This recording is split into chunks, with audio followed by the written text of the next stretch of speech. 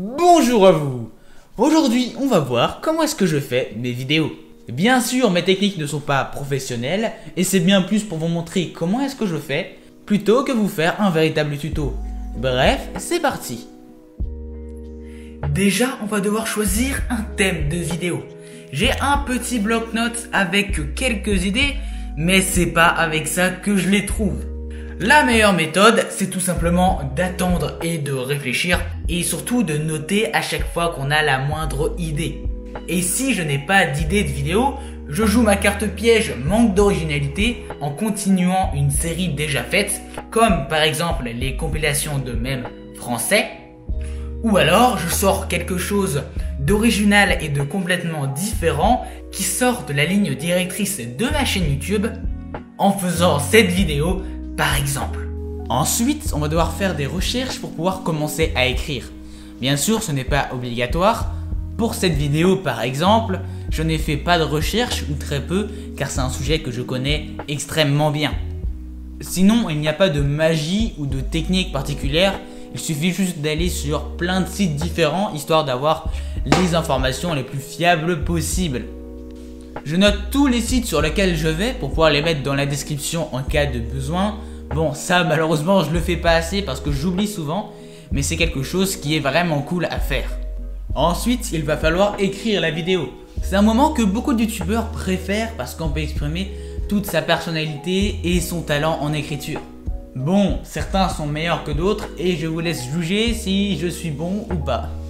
Pour écrire une vidéo, je vous conseille d'utiliser Word ou LibreOffice et de faire un véritable projet avec les musiques que vous comptez utiliser, un sommaire, le jeu d'acteur, la mise en scène, etc., etc.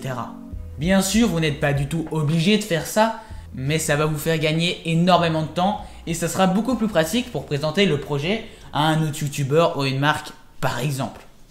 Dans mon cas, j'utilise un simple bloc-notes pour pouvoir écrire le script de cette vidéo et je réfléchis à la vidéo dans ma tête en avance. C'est très important histoire d'avoir une vidéo qui puisse retomber sur ses pattes. Je vous rassure, je sais ce que je vais dire mais je ne sais pas exactement ce qui va se passer à tel ou tel moment de la vidéo. Un script c'est fait pour être changé et vous vous rendrez compte au tournage que certaines phrases ne rendent pas bien et donc vous les changerez. Et c'est pour ça que dans mon cas, même pour des vidéos écrites au mot à mot, il y aura des phrases qui peuvent changer et changeront au tournage. Et bien sûr, avec l'expérience, ça vous arrivera de moins en moins car vous saurez ce qui marchera de ce qui ne marchera pas. Mais bon, personne n'est parfaite et en attendant, faites des erreurs, ça vous fera progresser. Sinon, petit conseil, écrivez votre vidéo en plusieurs fois, sur plusieurs jours différents et relisez-vous. Comme ça, vous verrez les petites erreurs inhérentes à un travail d'écriture et ça vous permettra d'éliminer les phrases qui sont le moins compréhensibles et les plus compliquées ou même celles qui sont inutiles. Troisième étape, le doublage et le tournage. Pour une voix off, déjà on va commencer par s'échauffer la voix, soit en chantant tout seul et en disant des trucs incompréhensibles, soit en récitant son texte plusieurs fois à voix haute histoire de s'habituer. Une fois que vous êtes bien à l'aise devant un micro, vous pouvez commencer à lire votre texte sans honte. N'hésitez absolument pas à enregistrer plusieurs fois le même passage. Non seulement ça permettra de sélectionner le meilleur au montage, et encore une fois, si au montage il y a le moindre problème, ça permettra d'éviter d'avoir à re-enregistrer toute la scène et donc à vous faire perdre énormément de temps. Pour le tournage, c'est un peu plus compliqué puisque non seulement il faudra se concentrer sur ce que vous dites, mais il faudra aussi se concentrer sur ce que vous faites.